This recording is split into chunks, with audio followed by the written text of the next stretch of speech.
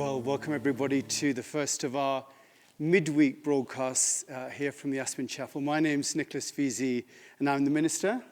And I'm Heather, and this next hour is going to be a mixture of interviews and information gathering and sharing, as well as a bit of music and meditation. And also we'd love to hear from you. What's going on with you? Have you got any questions, any comments on how you're finding things, anything you want to know or find out about?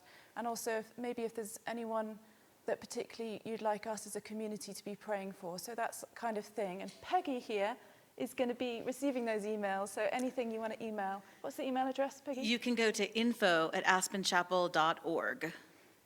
And once again, you can put your prayer requests in there or ask questions or give comments, and then we'll forward those to Nicholas near the end of the service. Great. Great. And today I'm going to be talking to Ward Howenstein, who, as many of you know, is on the council. He's also a member of our community about how things are going and what the city of Aspen's up to. Later on, I'm going to be talking to Catherine Sand, who'll be here to talk about the initiative to keep those children dependent on school meals fed. And then later on, Greg Anderson will be here with his own take on what's going on. Heather's going to be playing some music, and we're going to have a couple of meditations. But Ward has now appeared in Peggy's chair. And Ward, first of all, how many actual cases of COVID-19 are there in Aspen at the moment? Well, that's difficult to say because there's a real shortage of test kits and capability to process the tests. I think there are 13 presumed positive, and let me tell you what presumed positive means is that they've been tested locally, in this case in Denver, but have not been tested and confirmed by the CDC in Atlanta. Right. So 13 is the official number, but I know that there are more than that, and when more testing kits become available, I think the hospital will be able to amend their rules on testing, and the CDC has said that free testing will be available to all people. At this point, that is not the reality. Right. And what's happening down valley? Do we know what's going on? Basalt, Carbondale? What's your information on that? Well, this is an event that affects the whole valley, not only the valley, the state, the country, and it's a global event. So it has economic effects. I don't know what the COVID-19 is the illness that is caused by the coronavirus. So when you hear COVID-19, that's the actual disease. I'd like to clarify a little bit that people that feel as though they've been in direct contact with somebody that has symptoms of COVID-19 should self-quarantine. Self-quarantining is for people that have been in contact but are not symptomatic.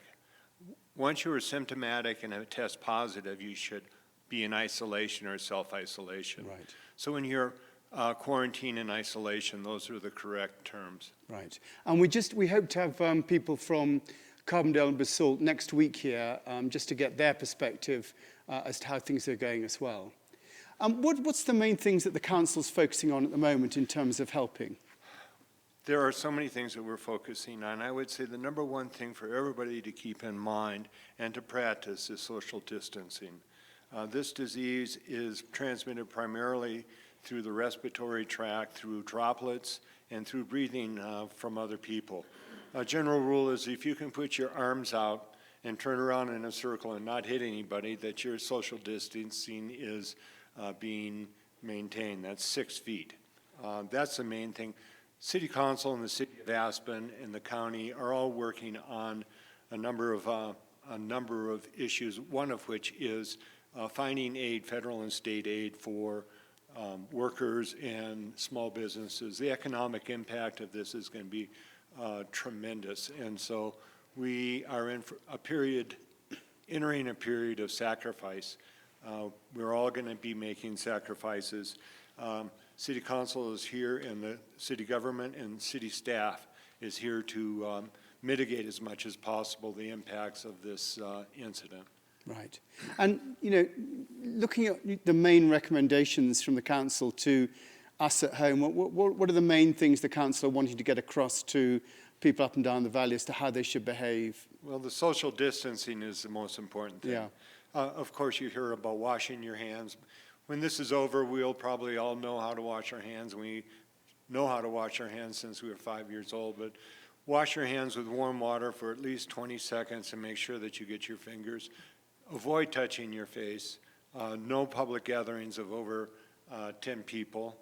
All the restaurants, bars, gyms, theaters throughout the state are closed. All the ski areas are closed. These are directives from Governor Polis, and so those are measures that, and Governor Polis has also stated that he is, by default, the state of Colorado is going to be following the recommendations of the CDC.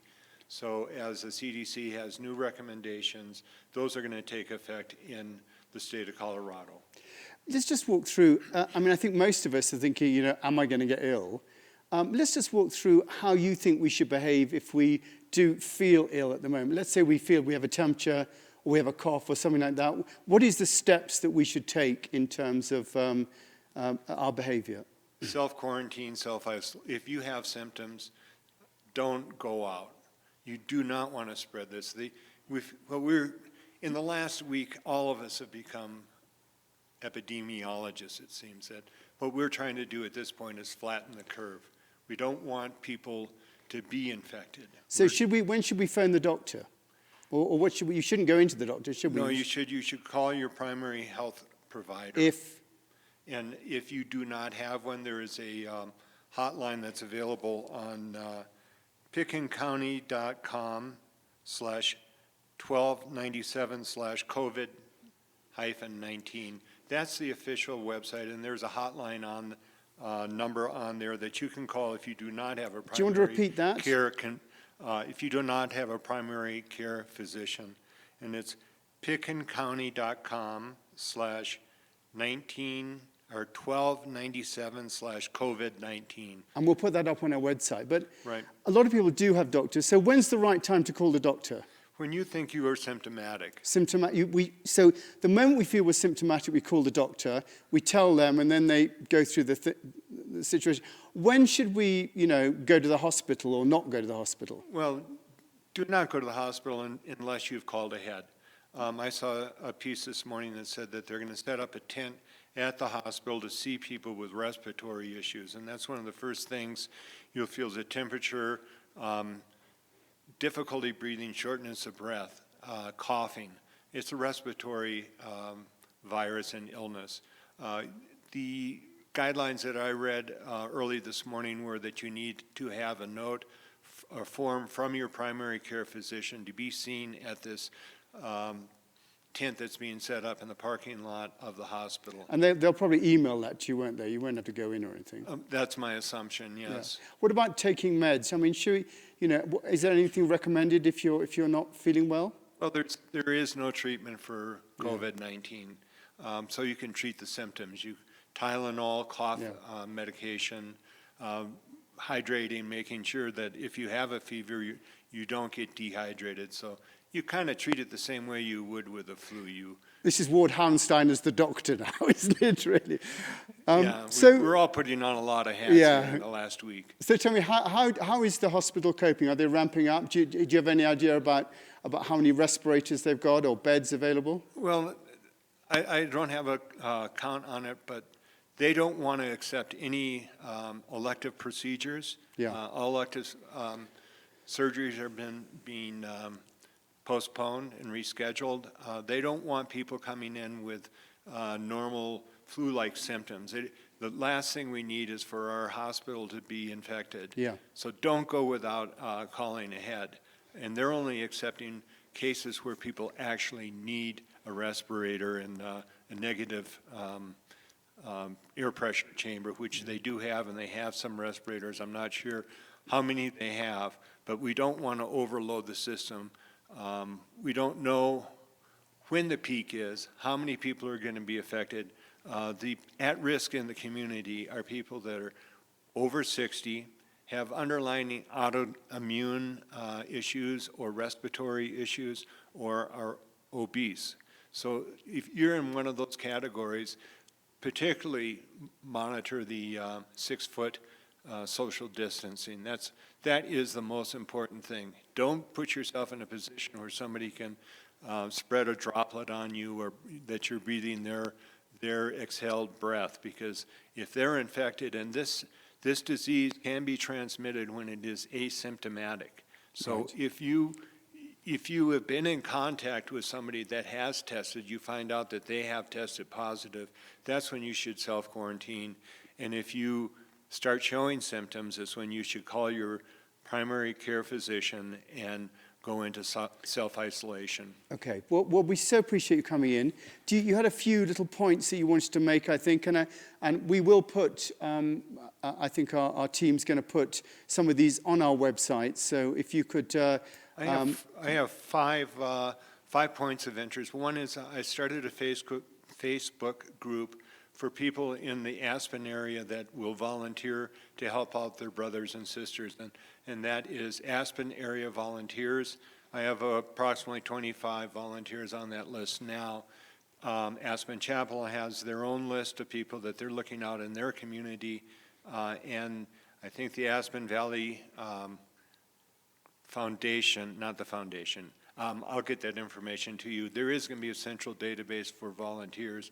What we want to do is try to match up people that need help with people that can provide help. So Aspen Area Volunteers on Facebook to sign up for that. AspenChamber.org has information about how it affects your business and a number of surveys so they can help gather data. To get picking alerts on the COVID-19, text C-virus to 888-777. Let's repeat that. It's C virus. That's you text it, and you text it to this number? 888-777. 888. So text 888-777 and just write C virus in the message, and click send, and then you will get all the updates from the central organization. Yeah, these are just picking alerts relative to COVID-19, not all of the other just alerts. Us, yeah. Picken County is a lead agency with an incident management system. So their website is, I mentioned it, pickencountydotcom/1297/COVID-19. And I think we'll put that on the website. And then also the cityofaspen.com/COVID-19. Okay. So those are the official places that you can get information. There's a lot of rumors and false information out there. So try to stay informed. Try to be patient. Look after your brothers and sisters. We'll get through this together. It's not going to be easy, and the recovery phase will take longer than the incident itself, but we will get through this together. So if you email me that information, I'll make sure it goes on the front page of our website. Very good. And we so appreciate you taking, I know how busy you are at the moment. We so appreciate you taking your time, with your family and all that sort of business. And we'll stay in touch. And if you've got anything more to let us know, please do that. Yeah, one final word. I pledge to be transparent in my communications and in my service to the people of Aspen. Thank you. Thank you all. Well, I think it's worth really remembering all those people who are on the front lines at the moment. Just to bear them in mind, I'll mention them in some prayers later on, but think of all those people at the hospital who are dealing with all that, all those people who are at the checkouts, at the food stores, all that sort of business. I think it's so important that we just bear them in mind and know that they're giving of their time. A lot of us just want to, sit in our homes and stuff like that. But let's just be aware of all those people who are making that happen and just to be as kind as possible to them. So we've got some lovely music now. Heather's going to play a bit of music. Yeah, I thought I'd just play one of my favorite chants from Teze, which I guess some of you watching will recognize. And it's just simply the words, "O Lord, hear my prayer, O Lord, hear my prayer. When I call, answer me. O Lord, hear my prayer, O Lord, hear my prayer. Come and listen to me." So hum along, or whatever you want to do.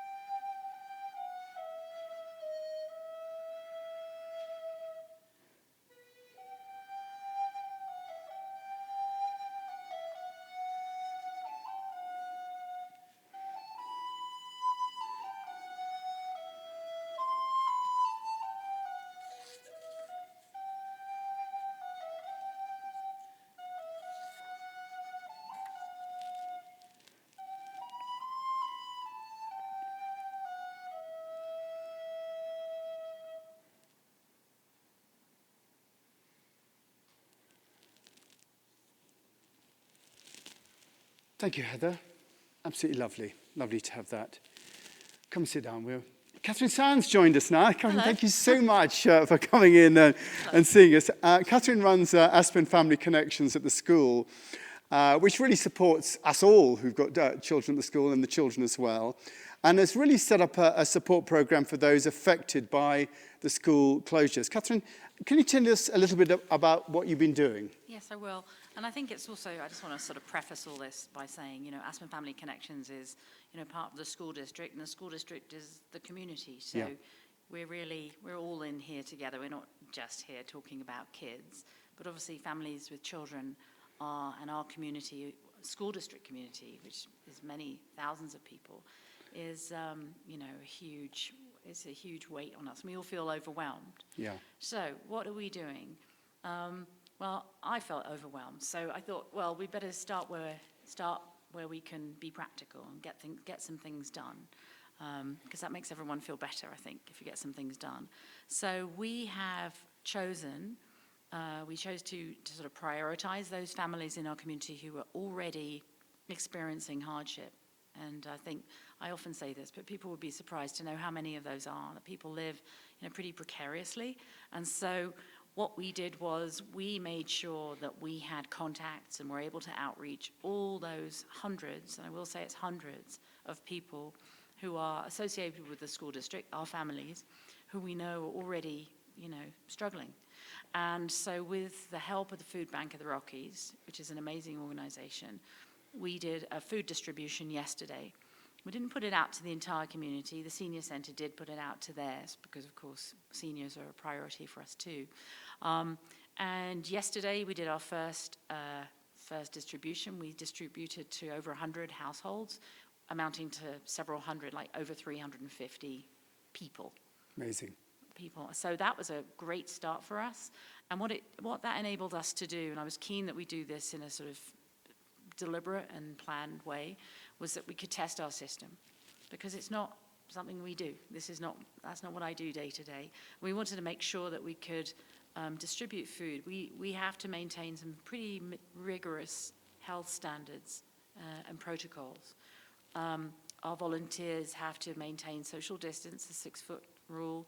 We are sanitized, and we sanitize, and we sanitize again. Our tables, all our materials, all the food that arrives, everything. So it's a pretty laborious process.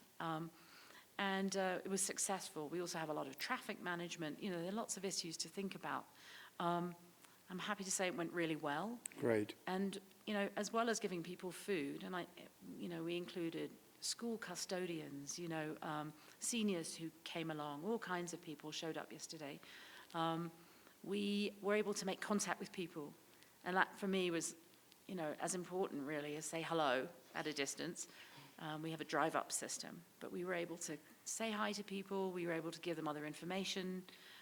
We were able to just kind of touch base. Yeah. And you've got a food drive happening today, haven't you? Do you want to tell us a bit about that? We have, yes. Well, that's a bit of another brave experiment, right? Again, something we've never done before.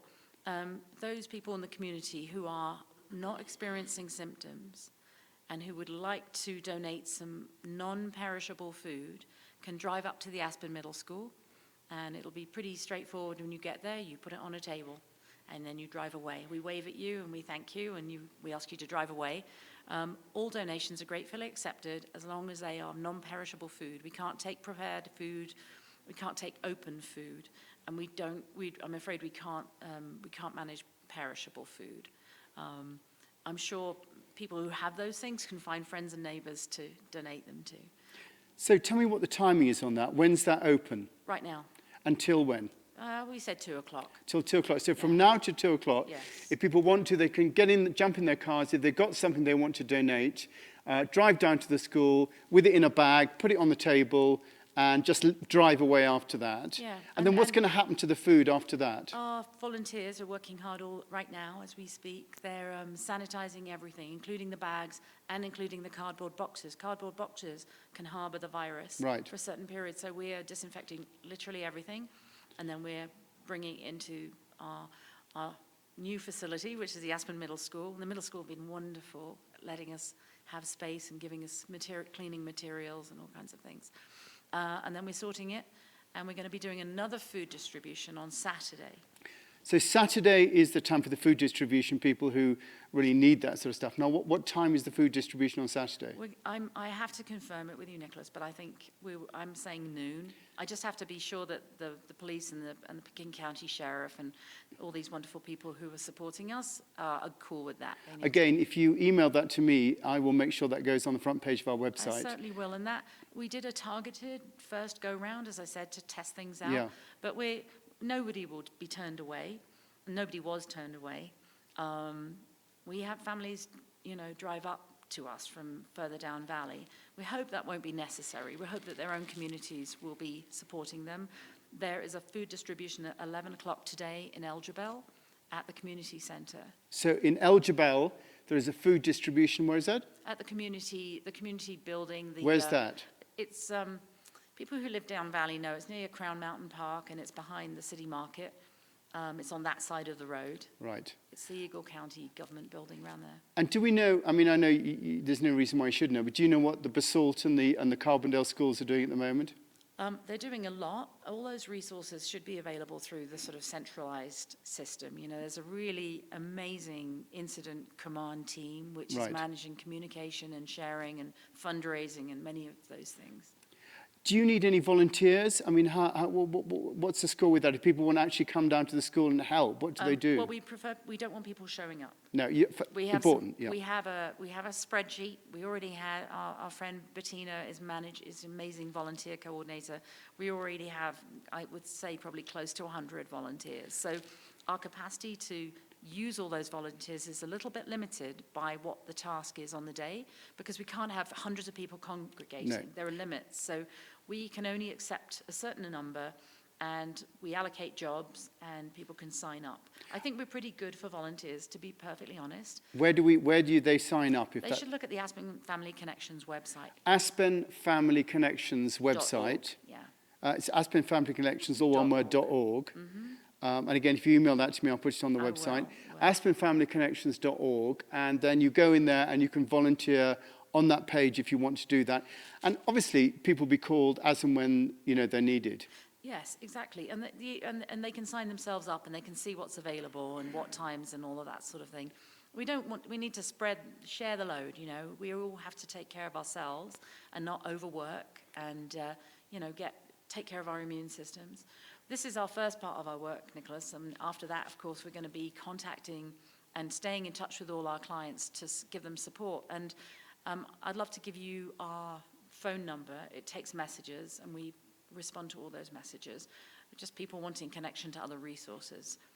What's the phone number then? It's 970-205-7025.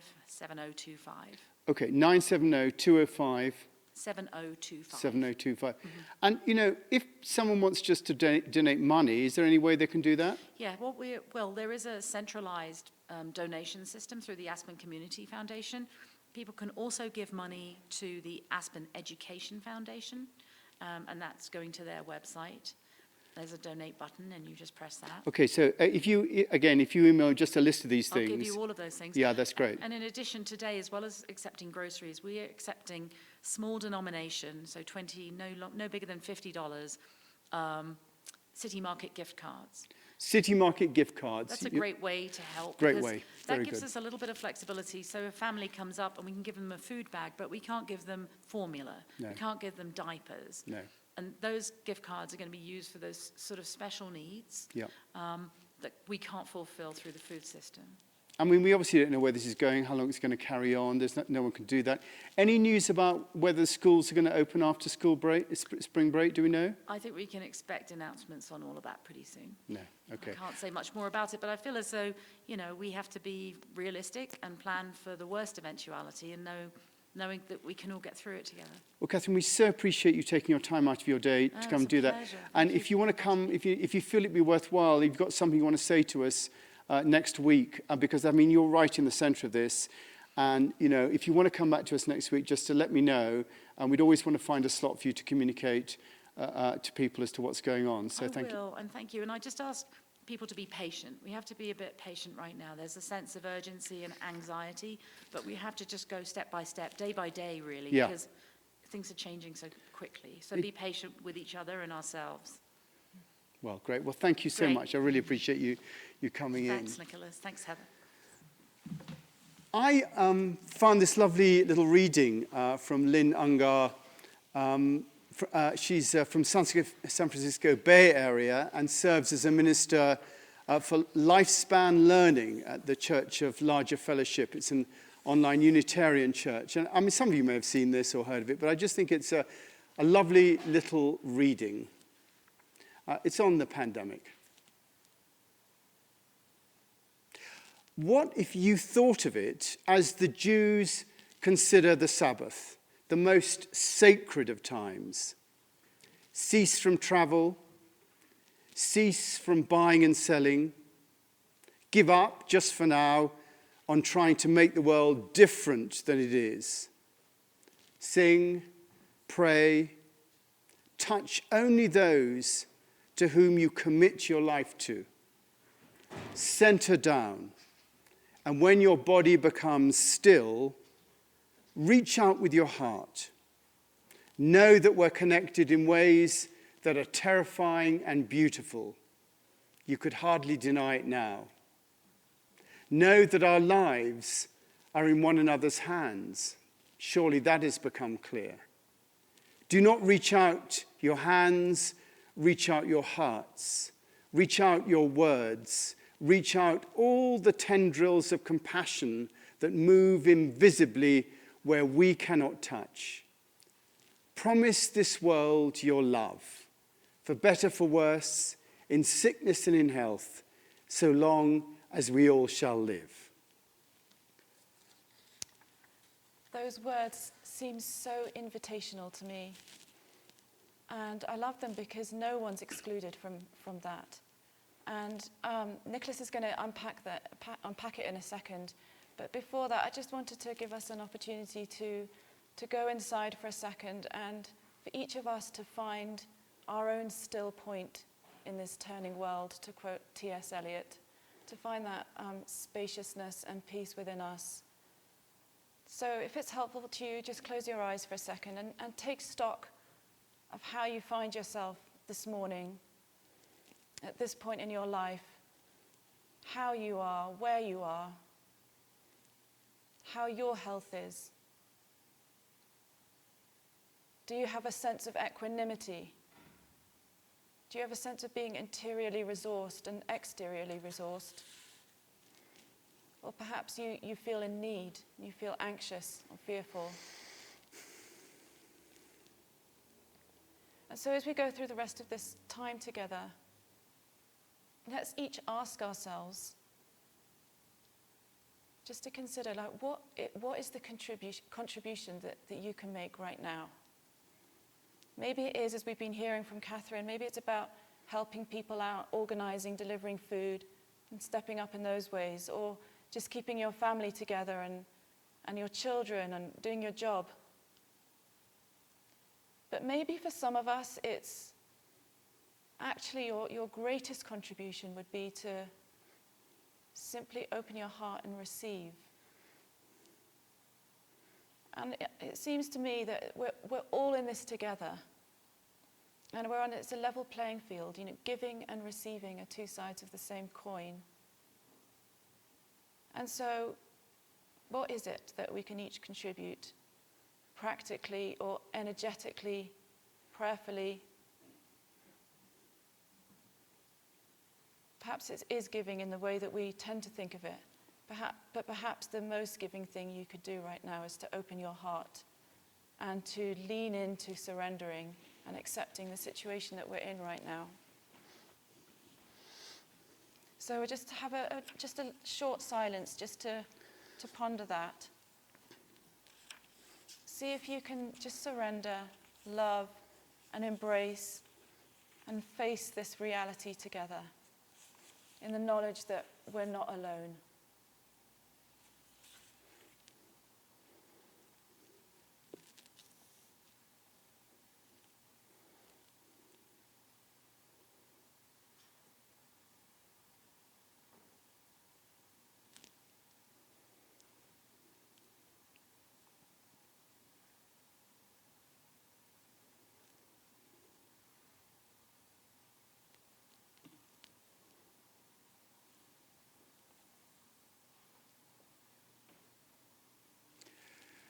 One of the things that I like about that poem that I read was that it really is asking us to take advantage of slowing down.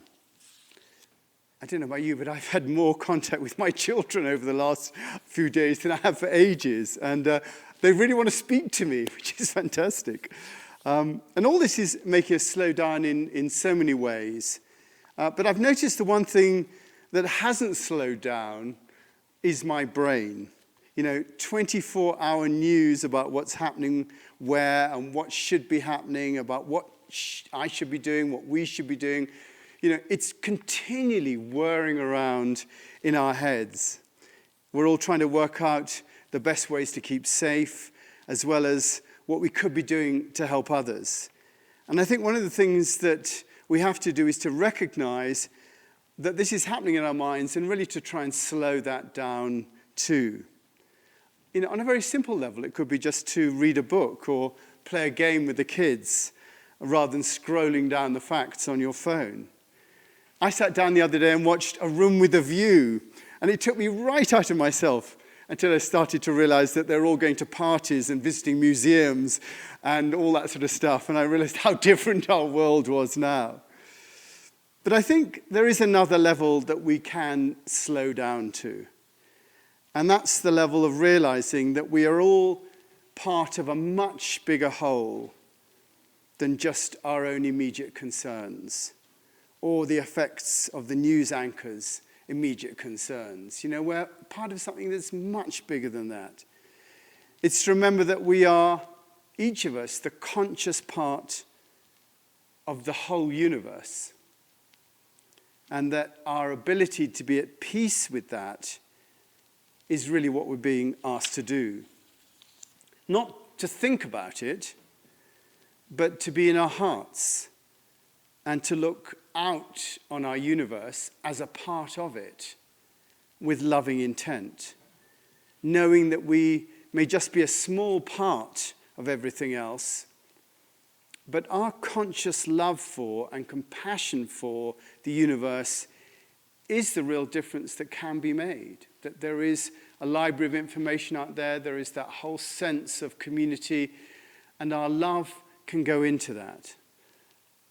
To sit not letting our mind worry about ourselves and our family or the world, but to appreciate the beauty of what we see in front of us, and knowing that we are a part of that beauty. And so are our family, and so are our friends, and so is the world. And we can offer to love all of that.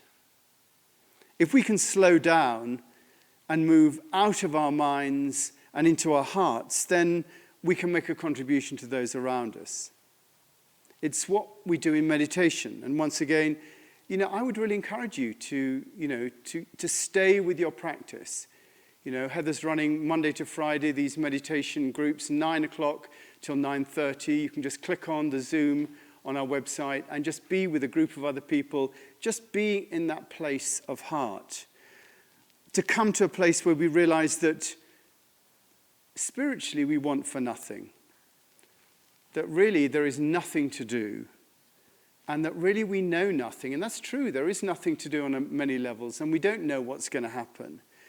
Meister Eckhart's idea of wanting for nothing, willing nothing, knowing nothing, just giving of ourselves consciously to the universe, offering our gratitude and our love for being alive with no expectation of return, being grateful for all that's around us and that we are a part of.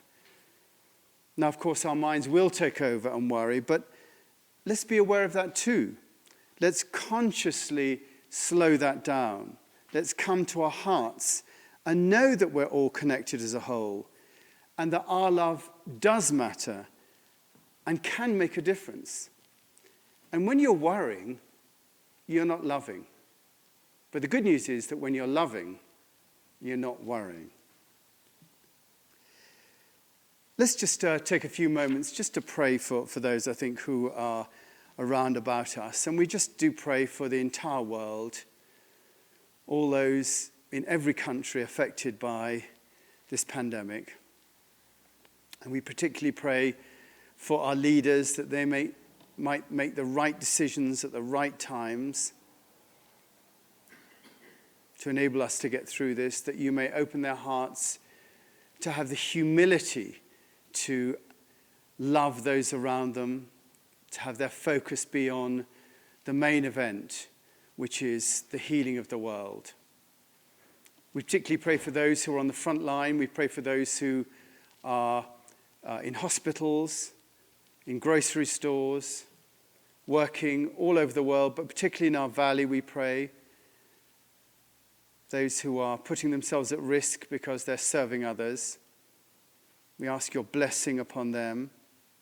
We also pray for our community who are away from home. Many of us have people who are not here, elderly relatives, people who are at colleges. We pray for them.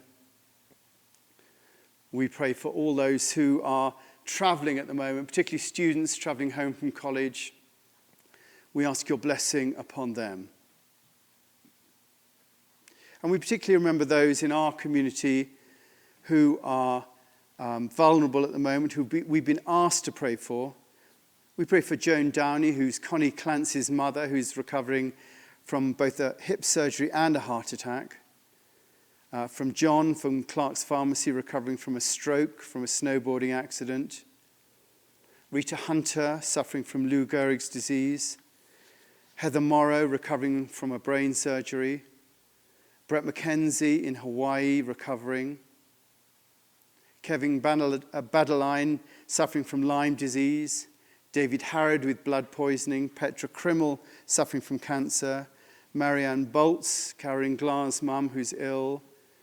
Diane Shelton, Michael Walter's sister. Michael's with us today as our AV person, undergoing severe chemotherapy. Jim Stark with stomach and esophageal cancer, started chemo. The O'Keefe family. Christopher Gavitt with an unspecified autoimmune disease. Saville Ryan and the family after the death of her husband, Charles Marsh. And the family of the little girl, aged 5, killed in Aspen on Sunday. Pray for all those involved in that terrible situation. Let's just take a moment and ask ourselves to respond appropriately to all these concerns.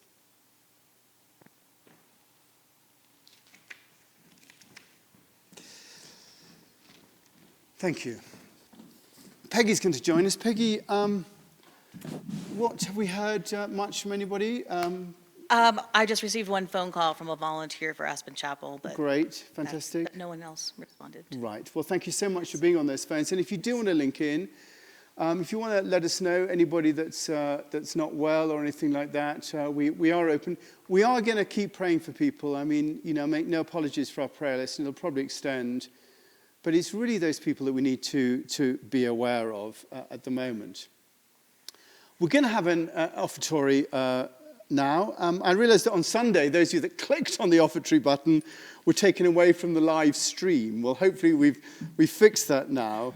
We are really asking you to give at the moment. I mean, just so we can keep all the chapel lights on, we can keep what we're doing. It is difficult for everybody in terms of particularly non-profits. And we do ask you to give as generous as you possibly can, because we do want to keep going. Thank you so much. Heather's going to play some lovely music while you do that.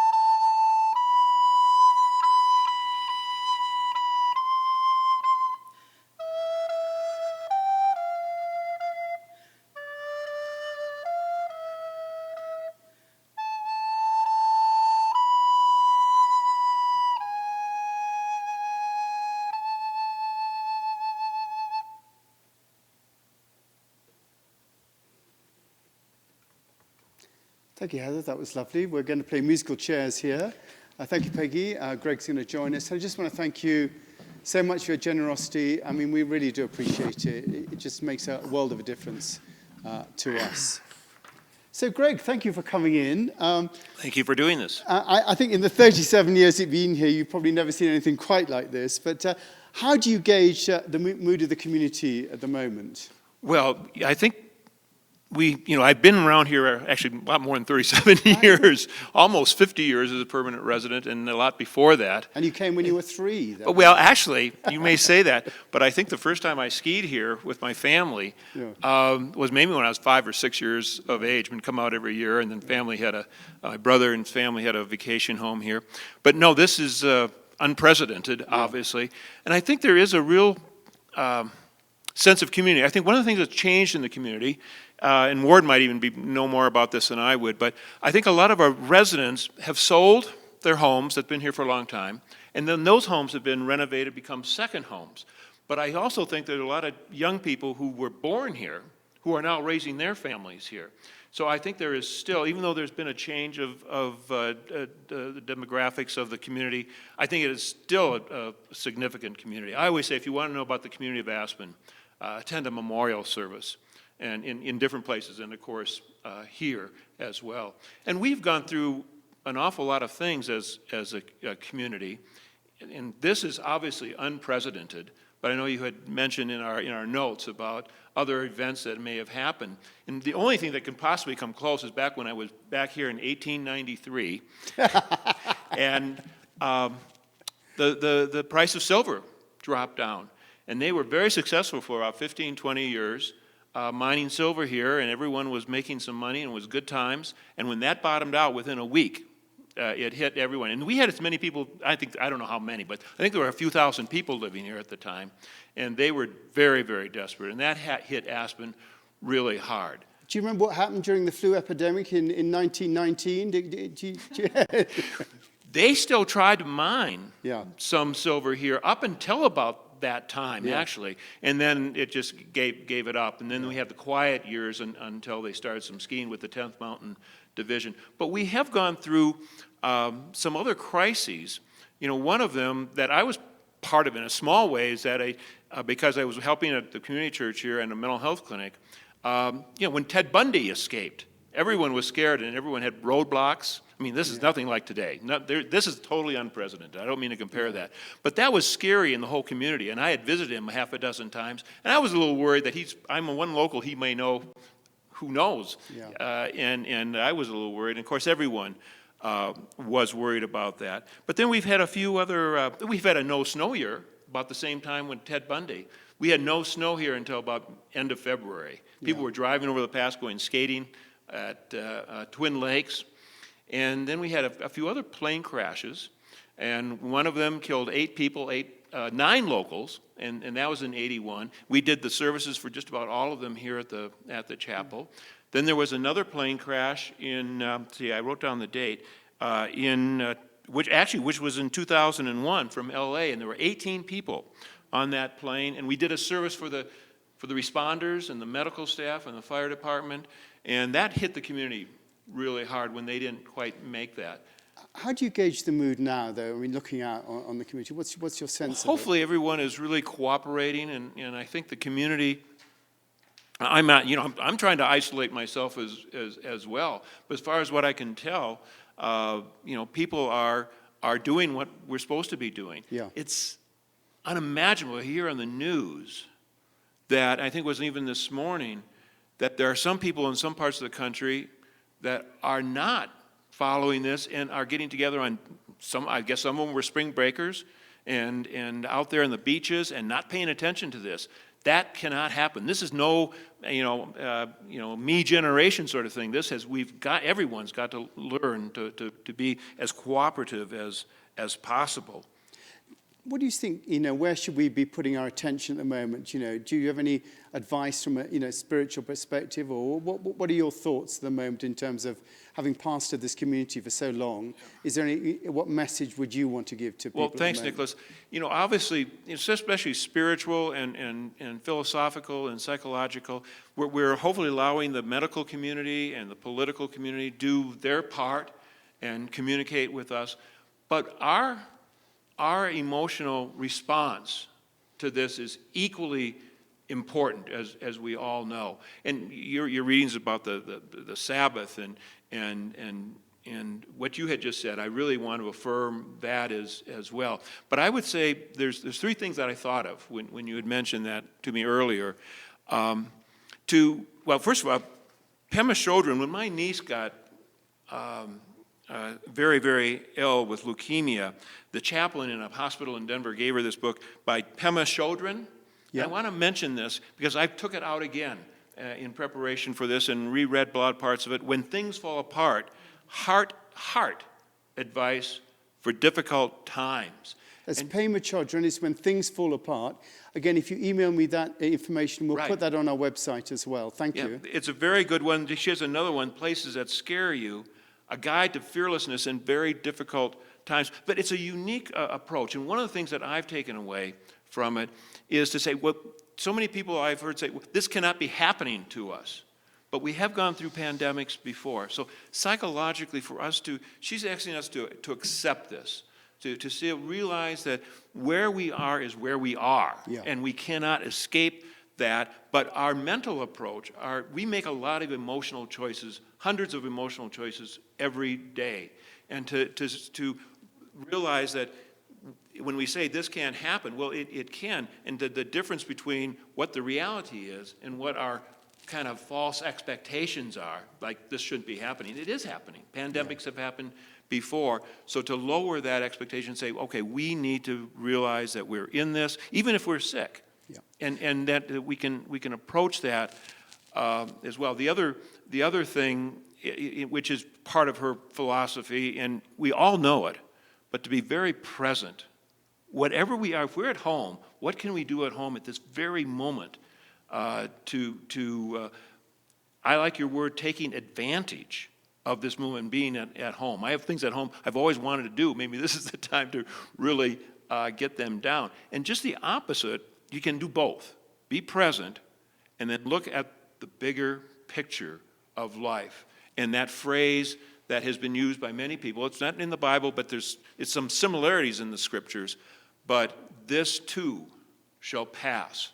We have gone through some very difficult times. And if we can look at both being present, very at the moment, and then also relax in the bigger picture at the same time. Yeah. The eternal now would be one way of saying that, and say, this too shall pass. We just have to hang on and hang on together. And I just pray that everyone will do their part to self-isolate throughout the world. Just remind us what that second book was. I saw the Pema Chodron one. What was the second one? The one is The Places That Scare You, a Guide to Fearlessness. By who? By Pema Chodron. Oh, they're both by Pema Chodron. I didn't realize and you can go on this, just pull up Pema Chodron. Yeah. And she has a lot of things on YouTube. And I think she's very good in how we face these. She's faced her own difficult times. And that Buddhist approach is very helpful for us to learn. It's very similar to some of Jesus' teachings now as well. Do not worry about tomorrow. And so we've got to just say, I'm going to do the best I can, and I'm not going to get so. I have to tell myself that on a daily basis. You have to remind yourself. Well, Greg, we so appreciate you coming in. Absolutely fantastic. Just so love to hear your voice and your perspective on it. It was really kind that you made the time to come in and be with us now. So thank you very much, Greg. Thanks for doing this. That's really all we have for you at the moment. Just remember, you can Zoom Insights tonight with Barbara Blumsma. If you go to the website, you'll see the Insights. Literally, at 6 o'clock, click that Zoom button, and then you get to a button which says Download Zoom if you haven't got it already, and play, and you can join in with Insights. Heather, tomorrow morning, will be doing her morning meditation, 9 till 9:30, so you can click on that as well and join that. You can actually join our yoga on Tuesdays as well. And on Sunday, we'll be back here with our service. 9:30 on Sunday, we'll be doing a live stream. Our phones will be manned, so you can call in if you need any help, or you can email us at info@aspenchapel.org. And hopefully next Wednesday, we'll be back here next Wednesday. We hope to have some news from Down Valley as to what's happening. We hope to have someone from the hospital come along and talk to us, and maybe a young person come along and tell us what it's like not going to school and being quarantined at home. We really appreciate you joining us. Heather, have you got any final words that you'd like to give us? I do have one final thought, which, I so appreciate Greg talking about the sweep of history, like to keep this within a historical perspective. And just one thought is that here we are in this super resourced valley. We've got such an amazing sense of community here. And, I just hope that we'll all keep a real, global perspective as well, and just, thinking of really desolate communities around the world, or, lack of community, and where the need is so desperate. So just for us to have a really large vision. And I just wanted to end with this blessing from the amazing Celtic priest John O'Donoghue, especially for those of us who need some courage. This is called For Courage. When the light around you lessens and your thoughts darken until your body feels fear turn cold as a stone inside, when you find yourself bereft of any belief in yourself and all you unknowingly leaned on has fallen, when one voice commands your whole heart and it is raven dark, steady yourself and see that it is your own thinking that darkens your world. Search, and you will find a diamond thought of light. Know that you are not alone, and that this darkness has purpose. Gradually, it will school your eyes to find the one gift your life requires, hidden within this night corner. Invoke the learning of every suffering you have suffered. Close your eyes, gather all the kindling about your heart to create one spark. That is all you need to nourish the flame that will cleanse the dark of its weight of festered fear. A new confidence will come alive to urge you towards higher ground, where your imagination will learn to engage difficulty as its most rewarding threshold. Thank you, Heather. That was fantastic. John O'Donoghue is amazing. Is another really good book to read. Amazing. John O'Donoghue, yeah. Look him up. And if you want something sort of right now, 12 o'clock-ish, if you want to link in, Lisa Goddard's doing a Vipassana talk at 12 o'clock. You can go onto her website and click onto the Zoom call for that. So she'll, I don't know what she's talking about, but she's really good and can give good information. So if you want to do that. We really appreciate you joining us. I want to thank Peggy for coming in, Peggy, and Greg, and Catherine, and also Ward, and also Michael up there, Michael Walters, who's been running all our business and all that sort of stuff. We so appreciate you coming, Michael. Thank you very much, and keep safe, and we'll see you soon.